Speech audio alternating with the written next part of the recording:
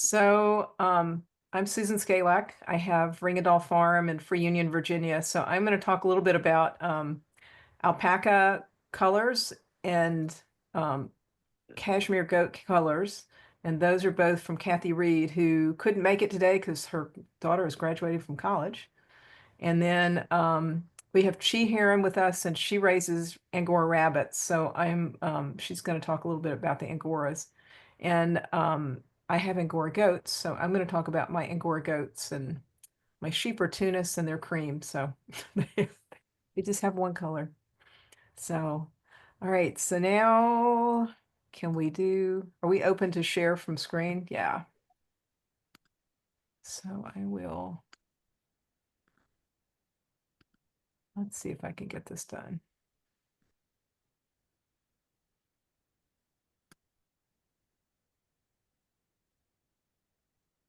Mm.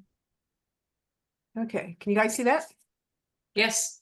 All right, so here's our contact information. I don't have the contact. I put up, I'm on Instagram, so if you're on Instagram, it's Ring It All Farm.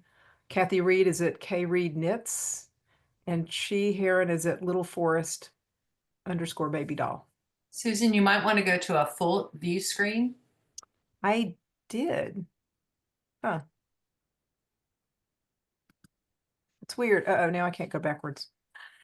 It seems to be going on its own. That's weird. There we go. I'm going the other way. Is it not showing up as full view? No, we see that it's Click start slideshow and it should work. I did that. I Oh, had well, this problem the other day also, so let me see. Exit full screen. I don't really want to do that. Okay, why is it not? That's weird. I don't know why it's doing that. well, Is it doing it now? no, but we can work with this. That is so strange because it's showing up as doing mine. Your screen sharing. Okay, hang on.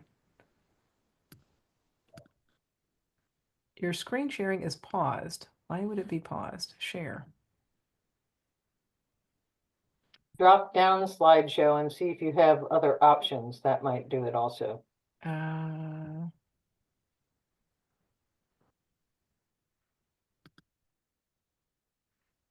huh. There it is. Okay. That is so strange. Okay, here we go. So this is actually my uncolored Angora. This one's Hattie. She's my big girl. But I'm going to clip through here and then I'll turn it over to Chi. So these are from Kathy Reed, and it's kind of interesting to me that alpacas are classified in 16 different colors, which I thought was kind of humorous. Like white, beige, fawn, dark fawn, light brown, medium brown, dark brown. So I find that pretty entertaining. Then they had some light rose gray, medium rose gray, dark rose gray. Um, and Kathy just basically sent, she has the link. And what I can do is share this with, or I can send this to Marion and I guess the slides, and then, or we can put them up and you guys can share them. But Kathy got these, she put her sources on here. So I have to say, I'm knitting right now with a true black from alpaca a friend gave me that came from Henry's Attic. This is from the New England alpaca fiber pool. She said she was not able to get photographs, that they just sort of put them online. Anyway, and I know that they're growing alpaca, but I guess we have three. Do we have three producers that have alpaca in the Chesapeake, I think? I think we accept, yeah, at least. And then just kind of briefly, alpaca fiber compared to wool, it's lighter, warmer, but it has no lanolin. It has a very silky feel and can be used alone or in combination with other fibers. One animal, they generally are shorn once a year, and one animal can produce 5 to 10 pounds per year. So. This is a picture. My girls came from this farm. This is Pat Harder's farm, and a friend of mine, Nina, took this picture apparently like 5 years ago, which kind of shows you the broad range of colored Angoras. So the couple of white, and then here is the brown, and then I think this is, or sorry, this one's a red, this one's a brown. These two seem to be sort of gray, but hard to tell, or they could be a bit brown. Um, they basically have red, black, brown, and blue. I have one blue boy, but I don't have him. I don't have a photo of him. And then some of hers are patterned. Not too many of them. They tend to be solid colors, but their faces are patterned, and you can see it. So to learn more about, using Angora and the natural colors, the Color Goat Breeders Association, CAGBA,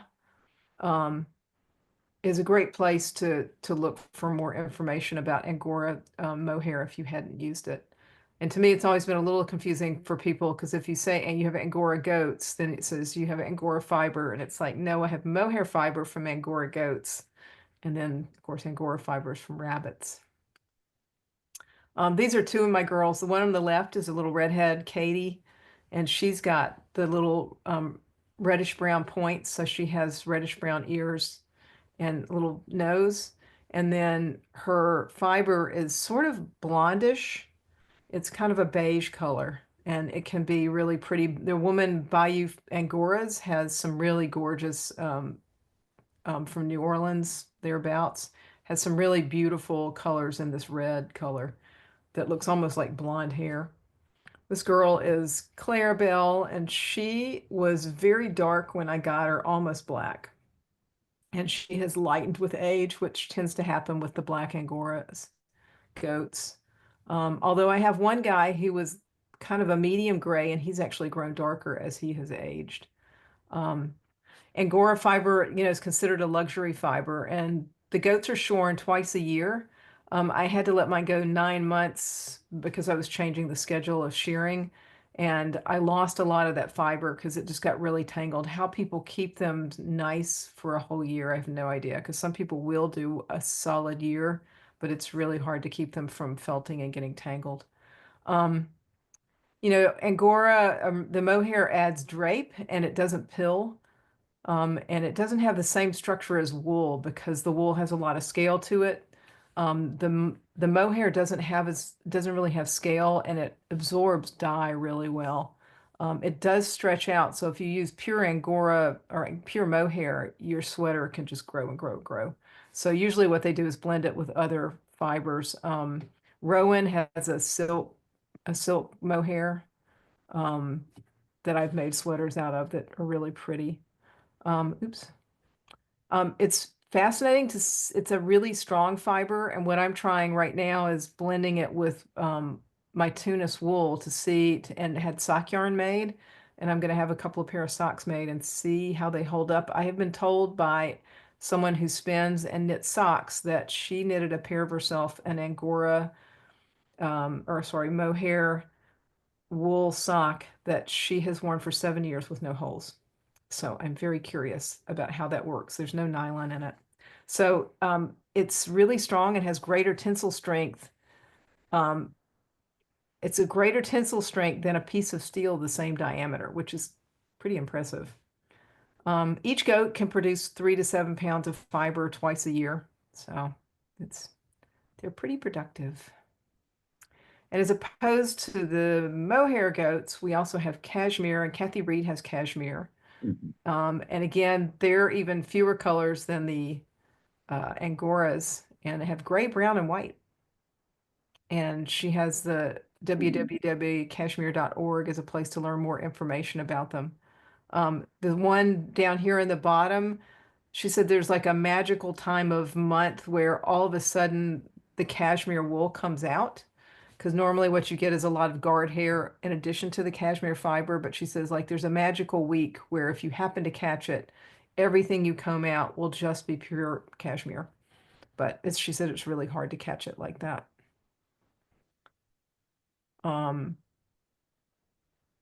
These guys are light gray, And then she has these other guys, which are, and what is the other one? These look black to me, but they may be brown. Um, and brown cashmere is rare because it's not favored by commercial cashmere industry. And that's, of course, the same way it was like everybody wanted white sheep, and that's changing now as we breed for color and sheep. To be a standard called, let me get rid of that. There we go. To meet the standards to be called cashmere, the fiber must be at least 1¼ inches long with a diameter less than 19 microns. So very, very small. And the cashmere fiber is gathered by combing or shearing, and she starts at the end of January, mainly removing burrs and tangles, and in February they will shed all of their winter coat. But like she also said in March, she tries to get that when they have that bloom, and then she can get only the cashmere and not the guard hairs. And each coat only produces 4 ounces of cashmere a year. So you can see why cashmere is so expensive. So I don't know if anybody has any questions. I'm not very knowledgeable about cashmere, but I can answer the questions that I can about mohair. Can I ask a question? What if you miss the magic week and you I guess you comb out the cashmere and The guard hairs. the guard hairs? What Yeah. do you do? There are processors that do it that they can somehow, I don't know how they do it, but they get the guard hair out of it when they're processing it. And again, I think the biggest, probably my guess is the biggest thing is finding somebody who can handle that process of removing the guard hairs. And Susan, did you say that each cashmere goat produces only 4 ounces a year? Is that Yeah. correct? Wow, that's really surprising. Yeah, it is. It is pretty, but I guess it's maybe the micron count. So the cashmere's, it can only be called cashmere if it's less than 19 microns. So maybe they have some that's bigger than that, but I don't know.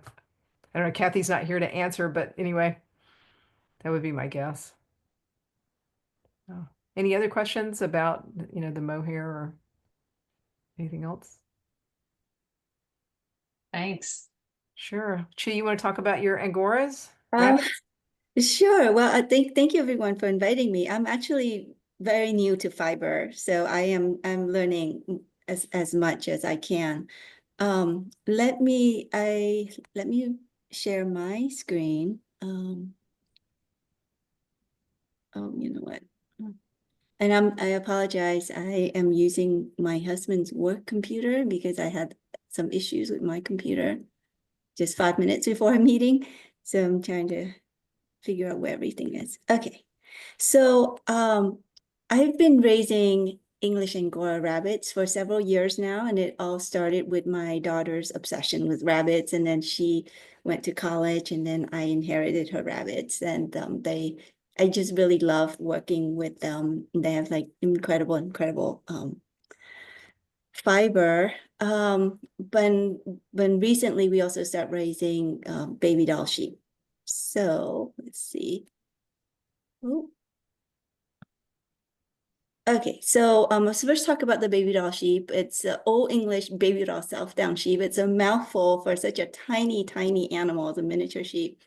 And it's one of the oldest sheep breed that originated in Sussex County, came to US in 1803. So they originally were developed for meat production, but people also enjoy working with the wool, and it's very springy. Like the wool, it's very forgiving and springy, and I love spinning baby doll because you can't make a mistake. It just naturally wants to turn into yarn for you. And it's also a great material when you are blending other finer fibers like a rabbit. Okay, so baby dolls just come in 2 colors, black and white. That's it. And you see these brown sheep, they're actually jet black. It's the same true black color in the black alpaca. So you can see right here, my daughter holding a really jet black baby. And then the sun bleaches out some of that pigment, so then they look brown, but we shear these, and when I card and process this brown coat, it is jet black, believe it or not. The other color is the off-white. So it's very, very simple. It's a very simple. Some of them have a bit of gray, but it's always come out as off-white. So these are our lambs from this year. Angora rabbits, on the other hand, like the alpaca, has 15 recognized colors by the ARBAR, the American Rabbit Breeder Associations. But that's for show purposes. But I think that there are many, many more color variations in between. Because there are many colors are diluted and blended.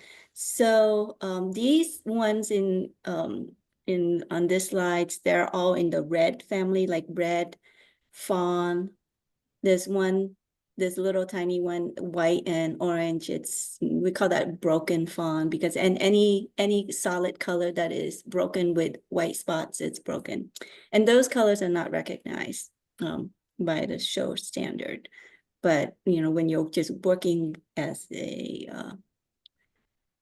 fiber product, you can see variations in the different dilutions.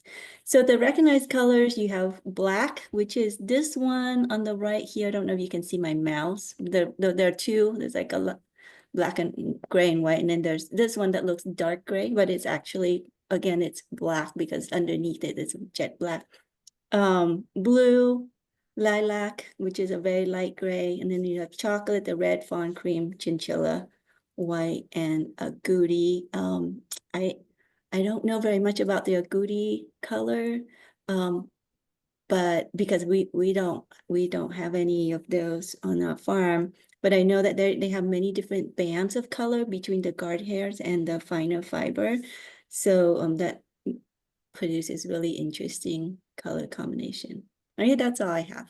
I used to, my son, same thing. My son raised mini Rex, which are the velveteen rabbits. Mhm. And when he said he had enough, I inherited them. So I can, the agouti basically, for if you were looking at a rabbit and you said, oh, that looks like a wild rabbit, you're probably looking at an agouti, and it has various bands of color.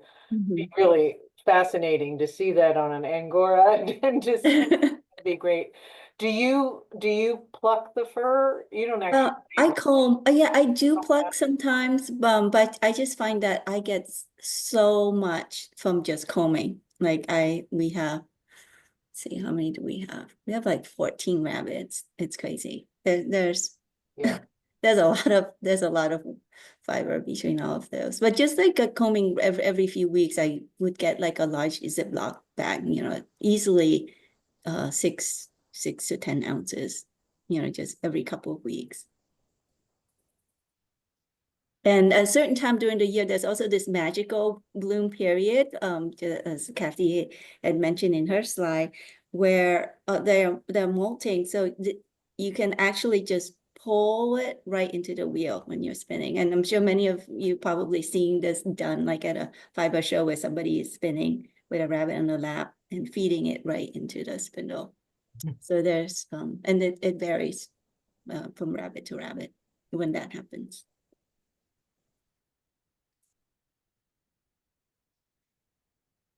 How long is like the length of the fiber on an Angora rabbit? Oh my goodness. Yeah. So in the Guinness World Book Record, it's 17 inches. So that's like 2 foot long Subway sandwiches. And that's like a show rabbit that never sets foot on grass, right? But our rabbits is much less, maybe I would say like 4.5 inches is when I typically like to harvest. And plucking and combing, it's really nice because you don't have the blunt edges of shearing. Mm-hmm. So it blends very, very well. So it's so clean, so easy to work with.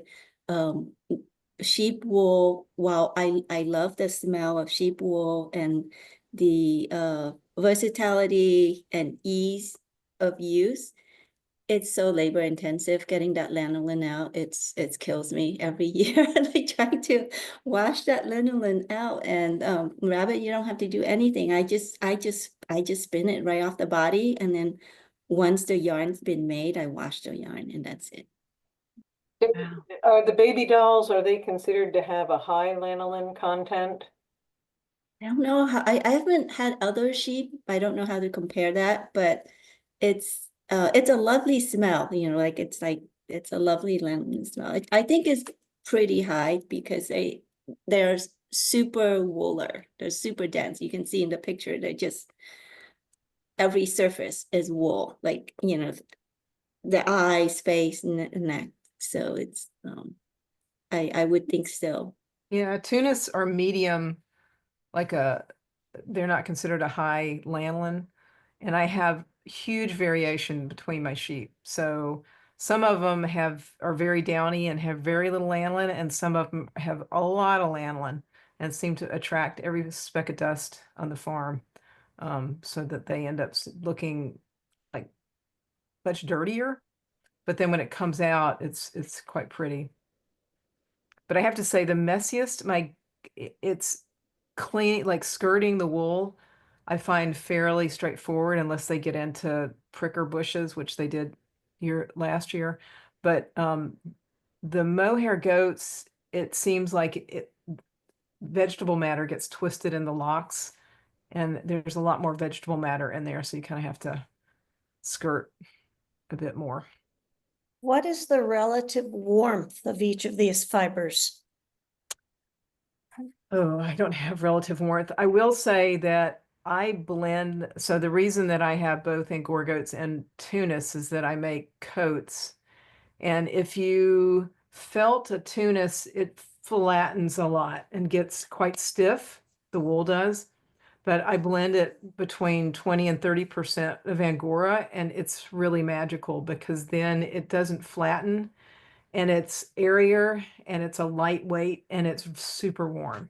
So I've been able to wear that coat when it was 20 something degrees, but it breathes, and I've worn it up to where it was like 55 or 60. So when you combine them, you can get some interesting properties. I've read that alpaca is considered the warmest of all fiber, like warmer than sheep. Yes, alpaca is hollow like polar bear fur. Mhm. So that is the warmest of the fibers that we can use for weaving. So I was just wondering if, they had some kind of rating of the different, Angora versus mohair versus. Let me It's see. interesting. Well, you guys can talk. I might be able to figure this out. I don't know. I have Deb Robson's Fleece and Fiber source books thing in here. I'm just curious, what's the life expectancy of Angora rabbits versus versus cashmere goats versus the baby doll sheep? Well, I can say Angora rabbits in good health can live up to 12 to 15 years. We've had two that were, that lived to that age. And they're, they are, I guess they use fewer resources than sheep. You don't need like massive pastures, and they can eat a lot of your garden scraps, and they take up less space. For the baby doll sheep, I've only had them for 5 years, but I think they live about 7 to 8 years.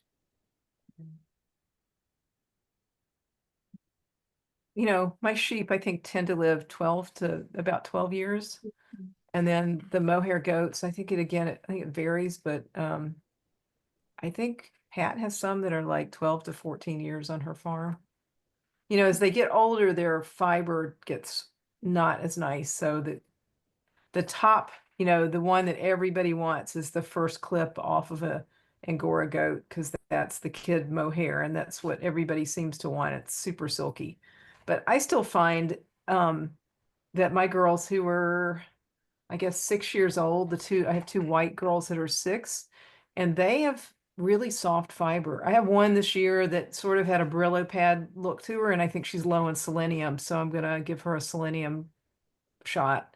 But the other one has really beautiful soft fiber. So, and this is the first year that Hazel hasn't had a nice, like her whole coat wasn't super nice. Hmm. I have a friend who will not spin anything but kid. So she's very adamant about that. I get, is that lamb's wool? Is that also the same idea, like the first? Yeah, I think so. lamb? Yeah. But I don't know. I don't really notice a huge difference, but on mine. Susan, do you notice if your weathered sheep produce less quality wool than the I don't ewe? have any weather sheep. I have weather goats, and they seem to have beautiful fiber. I have to say that my ram has the most beautiful fiber of any of them. Mhm. So I don't know what it is about him, but he's clean. And I've heard this from other people that have sheep, that the rams and the wethers tend to stay a lot cleaner than the girls. I don't know why. I know a Leicester Longwool breeder in our area, and she had a beautiful weather, and his fleece was gorgeous. So I don't know that that changes anything. I'd be interesting to ask her if they stay cleaner than the girls do. I know I find it strange, but my ram has gorgeous, gorgeous fiber. So I'm excited to see what my lambs are going to look like next year when they're shorn. But I'm going to keep one as a wether.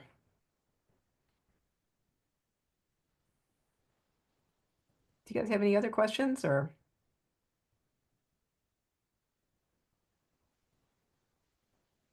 Well, thanks for doing that. I mean, that's so informative. I had no idea about the number of colors, and I didn't know. Thank you, Anne, for letting us know about the hollowness of the fiber. I learn every day. I don't see anything in here about the warmth. I guess I have another question for somebody who doesn't raise sheep. You're using a word I don't know. What is weather referring to? Oh, it's a castrated male.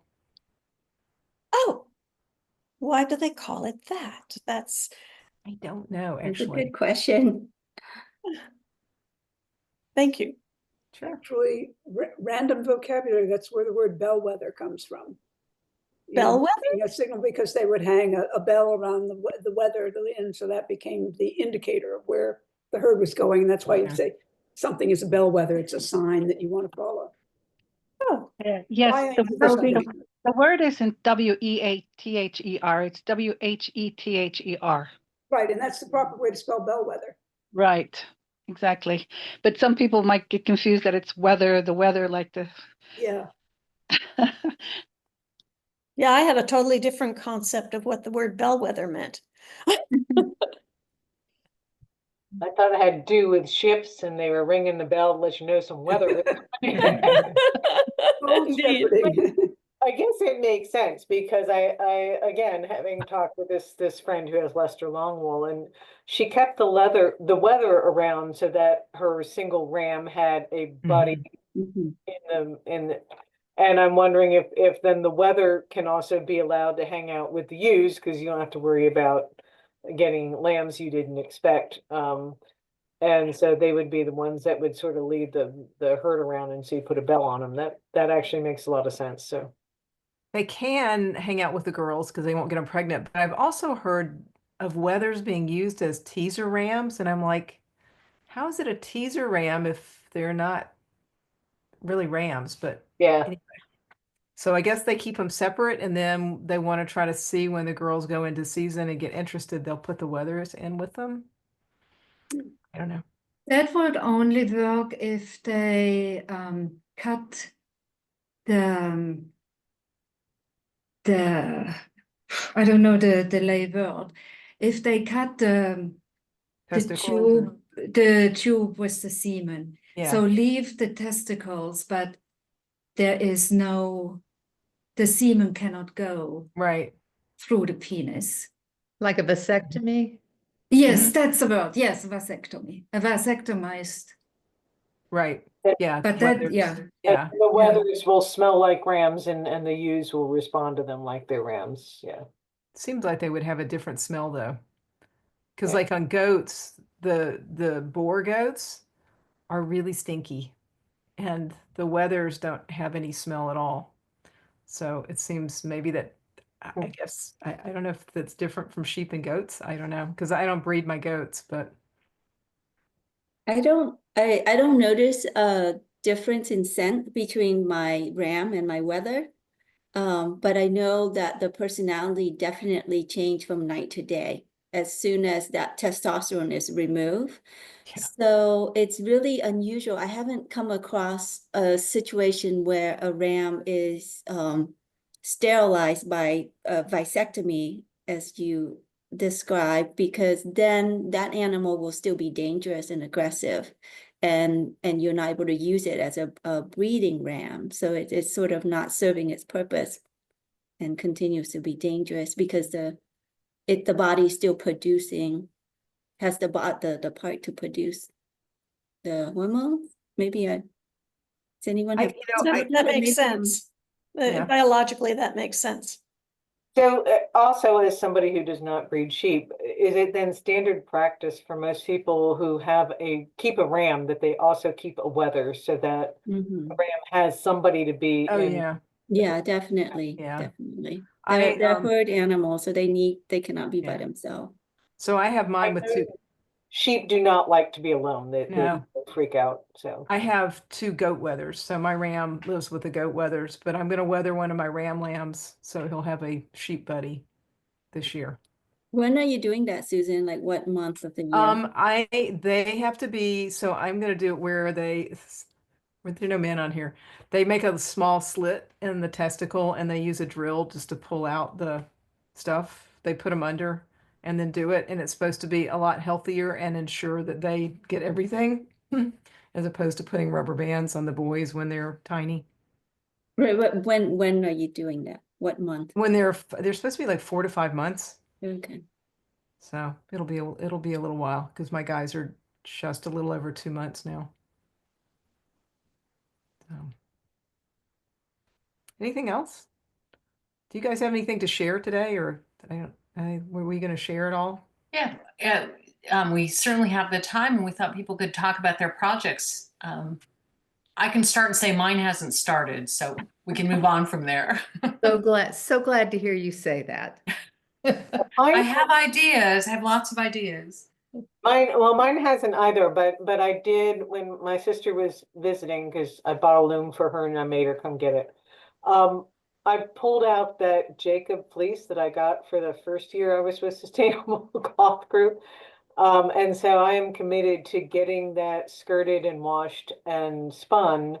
I'm hoping to, and I have to do all the skirting and the washing outside. I don't have a barn where I can put my skirting table. So I'm waiting for a day where there's no wind to do that. The washing, I don't worry about the wind so much. And then I'm going to participate in Tour de Fleece, which is pretty much the month of July. And my goal is to get as much of that spun as possible during July and then start weaving with it. Hopefully I will get something that is weavable. And even if all I get is a piece of cloth, just to prove to myself that I can do it, I'll be happy. So That's fantastic.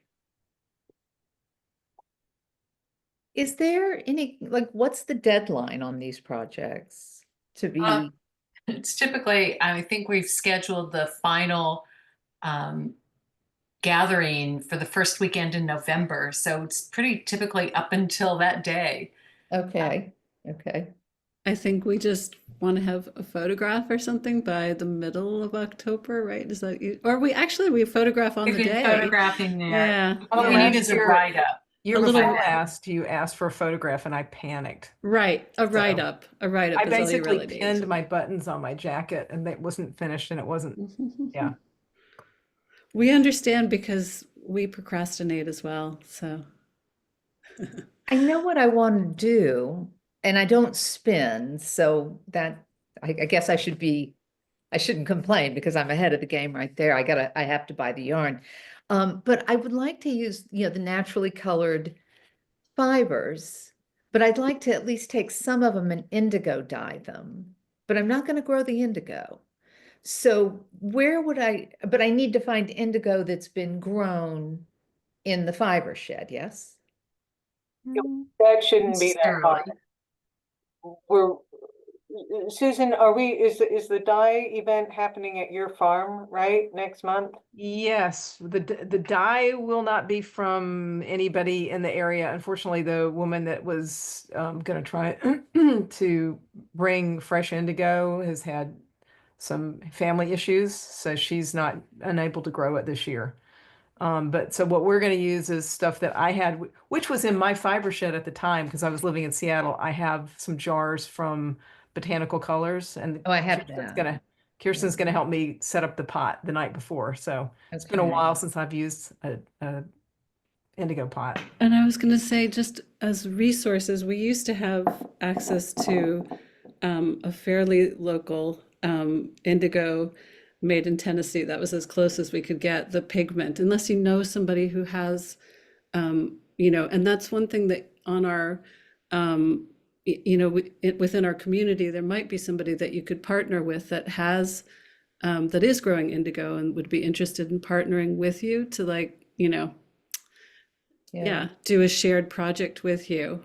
So yeah, maybe you'll get lucky and find somebody, but Stony Creek Colors was producing pigment, and now they really just supply it to like big companies, which is great. So you can buy US grown indigo dyed jeans from Levi's, I think, and some other companies are now working, but not so easy for us because we can't get the pigment from them. So, Well, So I'm Lynn, what hearing, are you?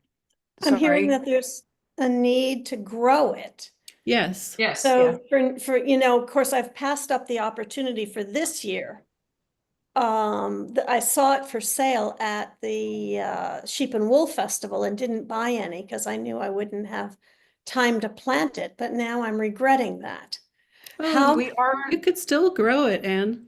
But how long does it take for a plant to mature to the point where you harvest for dye? Not long. Not long. We get at least 2 harvests from Japanese indigo in our fiber shed, sometimes 3, depending on the season, and whether you want to really let it go to seed at the end of the season. So So you harvest before seed. You're harvesting the flower? yeah, and you You're actually harvesting the leaves. You're Actually, we'll harvesting- harvest them before they flower. yeah. Oh, okay. So I it's could, in theory, get a plant and still make this happen? depends on how much you want, because one plant doesn't provide you with that much pigment. Well, if you plant, I mean, just Yeah, as enough, however much I would need just to dye at least some of the just a yarn. little bit. Yeah. Yeah, you I should thought I would definitely. just, You could stripe always- some You natural could always color. do like the fresh cold water indigo and get that beautiful turquoise Yeah. Yeah, instead of a fermented situation. Right. And then There's you some- don't need as much. Yeah. Yeah. I mean, it isn't quite as light fast, but I've been doing some experiments with soy milk, which actually helps its light fastness. Apparently, if you dip it in soy milk after you dye it in the fresh leaf. So that's The Dogwood Dyer has some courses, right? Or Rebecca Desnos yeah, they both do. Yeah. with soy milk. the other, I don't know if are you just looking for blue color? yeah, I was just thinking that it would be nice to have a little color in there, and if you have all those creams and browns and things, then yeah, blue seems like a good one, and I like indigo, so. I'm gonna be There's there's a woman who lives in Oregon. Her name is Emily. She has Wool and Palette, and she does a lot of natural dyeing. And she had a newsletter sent out today about scabiosa, black scabiosa, and she grows them as flowers, and then you can control the color with your pH, and she gets a beautiful like green and yellow, or not, sorry, I said yellow, green and blue. And just by controlling and shifting and using iron. So if you go on her, if you look up Woolen Palette, Palette, you can sign up for her newsletter, and she may have a blog post about it. But I was thinking about planting some black Scabiosa just to see what I can play with it, because it looks Okay, really that's a great interesting. idea. So it's the So- same kind of aqua as fresh indigo. Okay. Does, I'll look does into that. anybody know what the native Maryland plants are that would create a blue dye? There are, I You don't could think. use woad. Woad? Blueberry? Yeah, woad is not native to Maryland, but it'll No. grow. in Maryland. Okay. How about a blueberry? Does that give a blue? Blueberry. Fugitive. It won't be light fast. Black Okay. bean isn't either. Yeah. Right. I'm gonna be using marigold and onion skin. I'm going because my sister is a dyer. I wish she lived closer. I'd be like giving her my stuff. She's a botanical dyer, but I'm gonna be trying marigold and onion skin to mix with those grays and browns in whatever fabric I create. So and I guess my question for those of you, and there's a lot of you on here and clearly have a lot more experience, am I better off buying the fiber and dyeing the fiber and then spinning it, or spinning a yarn and then dyeing it after I've spun it? So I would say after it's yarn. I've been dyeing some roving, and it's a little dicey to keep it, to get it a good color, and also to keep it from felting. yeah, And my wool doesn't really felt, but it's still tricky because I was kind of panicking when I pulled it out of the pot because it looked felted. It dried, and I was able to card it again, that's and it what came happens back. But to to the do left. it in volume would be really, I think, kind of scary. Yeah, okay. Are any of I you can- working with the plant fibers? I'm gonna be doing flax. I'm taking a class to learn how to spin flax. It looked like Emily was spinning flax when we first started. And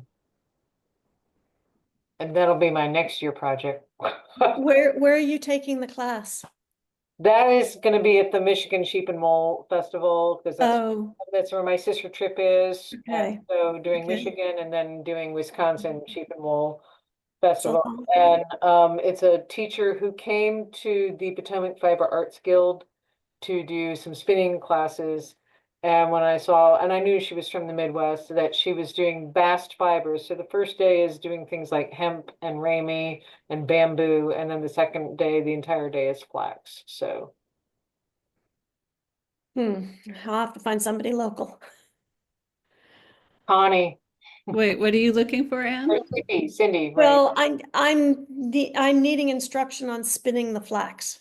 What Well, about I've been experimenting unsuccessfully. what about Patsy? I don't Oh, know. I'll get you her contact because I was gonna reach out to her myself and see about a class. Who is that? Blanking on her Patsy last. Z.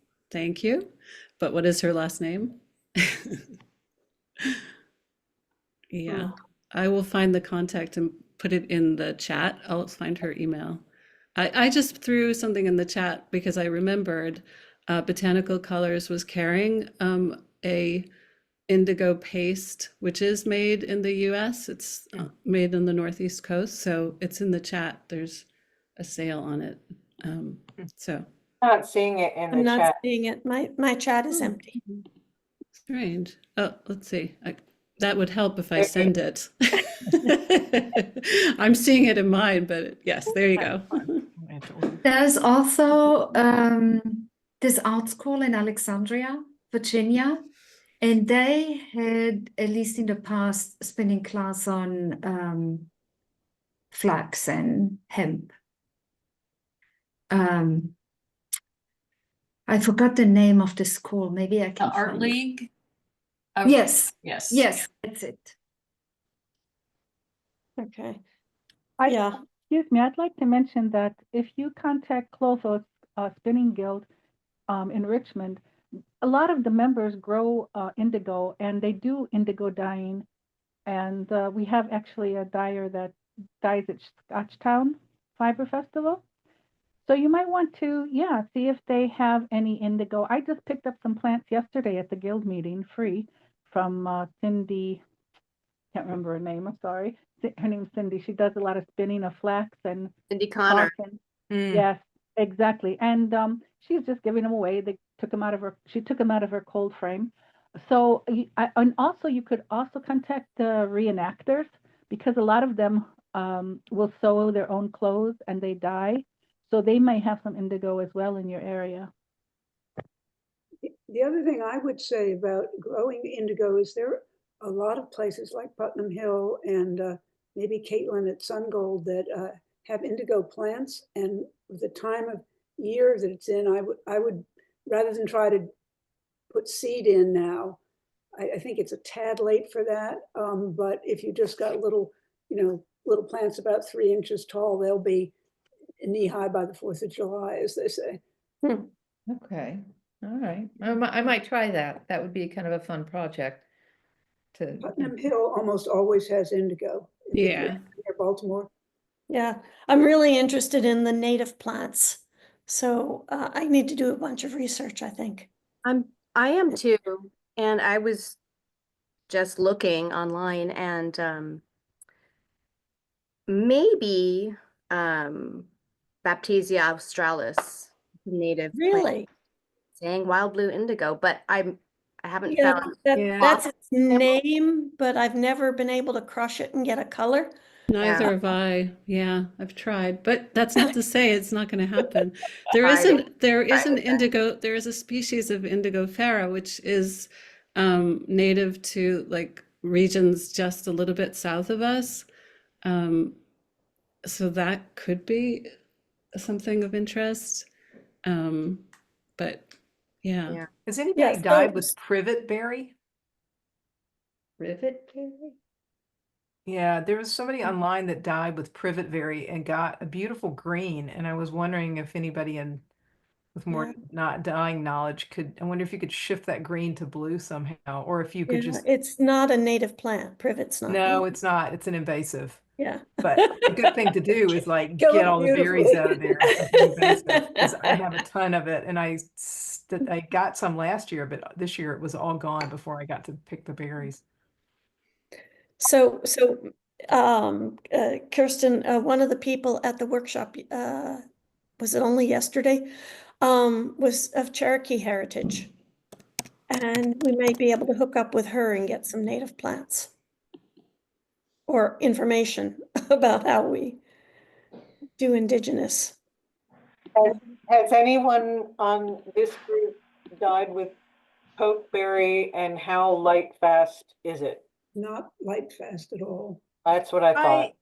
But it's interesting because Kathy Hattori has a whole from Botanical Colors has a blog post about that, and a neighbor gave her a bunch of pokeberry, and she died with it, and she said she's had stuff that she's dyed that has been in her closet that she wears but keeps in her closet that has been light fast for years. So she feels that it's not quite as fugitive as everybody has said. I have a bunch that I've stuck in the freezer, and I have a bunch more. My husband keeps threatening to cut them down, and I keep telling him to leave it. So I'll leave it I for the harvested birds. a bunch of it If last you're year. not going to use it, I leave it up for the birds, but yeah. Well, It's it's a all in like fabulous- it's in the front of the house, and it's like in a couple of gardens, and it's not in places that he wants to see, but I'm like, don't cut him, don't cut him. Well, you know what? There's a gardener joke that goes on about pokeberry because it's fabulous color in 3 seasons. It's really a beautifully shaped plant. It feeds the wildlife. It's a useful berry for crafts. There's so much good to say about it, but as with most other native plants, it has a bad rap in the gardening industry because all they want to sell is ornamentals. So they try to make it's like the violet, the native blue violet is So I a love that. fabulous plant Yeah. for gardening. Well, it's just that ours appears in weird places, so it's growing up between the shrubs in the front of the house, which makes it look a little messy, but Carol Lee has a really great sort of tutorial on working with poke with copious amounts of vinegar. And I have to say, like, some of the wool samples that I've dyed are still holding up fairly well after 4 or 5 years, but they're not like sitting in the sun. So, you know, I guess I just sort of look at poke as like pokeberry, like I'm not going to do color work with it. I would do, I mean, not, you know, anything that would be difficult to re-dye that, you know, I just look at it, if it is fugitive, then I'll throw it back into a pot, but yeah.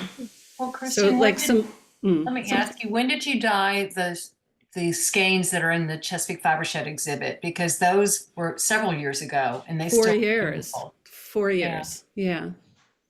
Yeah. They have shifted just a little bit, but not too much, you know. They're still gorgeous.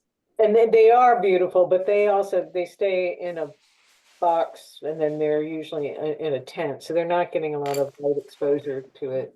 I think if you're dyeing clothing, it would probably be okay unless you're going to wear your t-shirt outside every day of the year. But Oh, well, and part of it is, I think a part of our mission as Sustainable Cloth is to start creating a culture where it's acceptable to wear clothes that have faded. You know, just re-dye them. Yeah, like Kirsten Right. said. right, you know. Does anyone have experience dyeing with buttercups?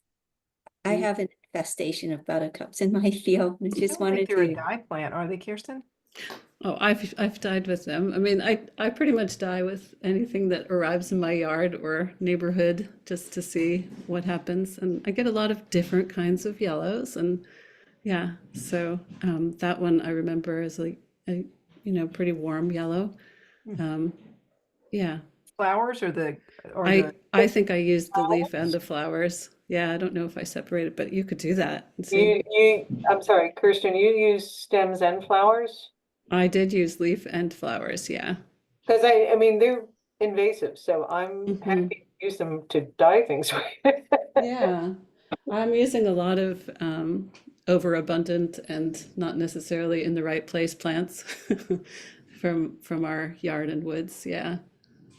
Well, I think Yeah. when we have the dye day, I'm going to pull a bunch of Perilla mint. Gives me a good excuse to pull it out of the fields. Yeah. So I have a question about actual in-person meetups. I couldn't go to Sheep and Wool. We were out of the country, and the dye day is about a 3-hour drive for me and 3 hours back. So I can't do that one either. Are there any other meetups that are going to be a little closer to home for me? Where are you? Where are I'm you out then? on the eastern shore of Maryland. Oh, So, mean, you know, it- Baltimore area, even closer to DC is not too bad. I mean, we could definitely, I mean, if you want to call a meetup someplace, I maybe. just didn't know if there were other ones Yeah. planned, if there's No, any other. I'm in Montgomery County, Maryland. I would be happy to host a meetup in my backyard. My house is not built to have lots of people in there, but you know, we're talking about native plants and that's sort of the whole thing about my garden. And I also would like to plant a seed with you all that I'm a member of Sandy Spring Friends Meeting, Quaker Meeting here in Sandy Spring, and I am part of a group that is trying to deal with climate change on a personal level as much as we can. And we're having a series of symposiums. One of them I want to be about highlighting fast fashion and how damaging it is to the earth and to human beings, and then offering alternatives. And I have been secretly hoping that members of this group, specifically the Sustainable Cloth group, might be willing to come out to Sandy Spring whenever that happens. That one probably would not happen until fall, maybe even winter time, and talk about all the various themes that we've had in this group, which is all alternative ways of thinking about what you put on your body. Margo, where is Sandy Spring? Sandy Spring is in Montgomery County, almost equidistance between Baltimore and DC. Okay. The northern edge of Montgomery County, yeah. Margot, it sounds very similar to what we have been doing. I have a small consortium of organizations, Chesapeake Fiber Shed, Transition Howard County, Community Ecology Institute, if you're familiar with that, and the Chesapeake Region Lace Guild and Master Gardeners. So each of us is taking a different piece of this puzzle, but our whole mission is sustainable fashion, Right. sustainable fiber. So we have some flax straw left still from last season. We had been intending to use it yesterday, but we just didn't get that far. So having it means that I can do a demonstration of taking flax straw and showing people where linen comes from, depending on the date of what you're doing. Yeah. So if we stay in touch. Yeah. And then there's another group with Transition Howard County that has been working with Goodwill on mending clothing, creative mending. And slowing fashion down with a lot of creative mending. So I could pass that along to them if you write me an email. Well, I just put my email in the chat, and Okay. welcome. If you email me there, then I will have your email. I don't know when this will happen again. I mean, we're doing our first one on food waste and composting, which I don't think is as sexy as sustainable cloth, but that's what the group decided they want to do, is composting. And we're going to be talking about a number of issues, including regenerative gardening and that sort of thing. So there'll be a lot of places where it crosses paths with our mission and the fiber shed. But I'd like to find out more about that Howard County group, because I'm actually closer to Howard County. I'm almost on the Howard County line in Montgomery County. So right, I know where you are. Yeah, I passed you to get to a friend's house. So. okay. So I will say that I owned a fabric store for 5 years. And while during that time I tried to find American made stuff, American fabrics, it was really difficult. And as I transitioned out of it when my daughter was graduating and sold the store, I got really interested in fiber sheds. So what we did, so we were on the West Coast, and God bless my husband, he agreed that we could do this. So we moved back to the East Coast because we were originally in Virginia, and bought a farm. So what I'm doing is raising sheep and goats to make wool fabric, wool felt to make coats. So mine is, and using regenerative farming practices. So I've developed, so I'm going to be showing in the Artisan Studio Tour for this fall in Albemarle County. But yeah, so I'm very focused on that. That's fabulous. Thank you for doing that. Yeah, thanks. One of the things I learned in my research for the the project, the fiber project that my group is doing, is that there was a lot of manufacture in our area. And then when NAFTA was signed is when it was all sent overseas. And there is at least, I'm trying to remember what it is you Google to find it, but there's a photojournal log of a journalist who went back to one of the factories. So the day that NAFTA was signed, the factory owners went to their factories, told all the workers to put down everything they were holding, not pick up anything, and leave the factory. And that was the end of their jobs. So this photojournalist went back some 20 years later and photographed these old factories. And somewhere on the web, there's a photojournal, and you see the lunch boxes next to the seat where the person had been sitting. You see the bobbins with wool still on them. You see the looms, that were just stopped mid-weave. It's a fascinating photojournal. Where would we find that, Anne? It was online somewhere. I didn't bookmark it, so I would have to go searching again. But look for photojournalism of wool manufacturer. My aunt yes, worked about for what Dan search. River her whole life. Until There's also the Lana Coning Silk Mill, which they have it open for tours. If you want to see a film factory that's been left in that condition. Where is that? It's in Maryland, actually, or somewhere in, I think it's like upper northwest Maryland. Can you say that name again? Lana Coning, Lana? Coning. And the young guy who bought the mill is trying to figure out what to do with it. But he sells off like spindles and things. He's trying to raise some money to keep it going. We talked about a field trip there if anyone's interested. I'm still really Yeah. interested, so I am too. It's a little far. yeah, but that would be really neat. Cool. I can share a fabric that's grown and made entirely in the US, if anyone's interested. Yes. Yeah. Right, Alabama Channon. Yes. Hmm. I believe the cotton's produced in Texas and then it's spun in North Carolina and knit in South Carolina, but it's Hmm. entirely organic cotton, which Yeah, is, and then dyed. I think they great. have the dye house in South Carolina. Mhm. yeah, Right. And then there's but I've used it to make some of her garments. Mhm. So how you're spelling, it's Alabama Channon? And put it in the chat. Yeah, please do that, because I would, I need clothing before I'm gonna get good enough at spinning and weaving to make my own cloth. and there's also Sally Fox, right? I think she's milling. I don't know. She mills some in Japan. I'm not sure, but she grows organic cotton, really beautiful, and makes a stretch jersey. Oh, she has the colored cotton too. Yeah, yeah.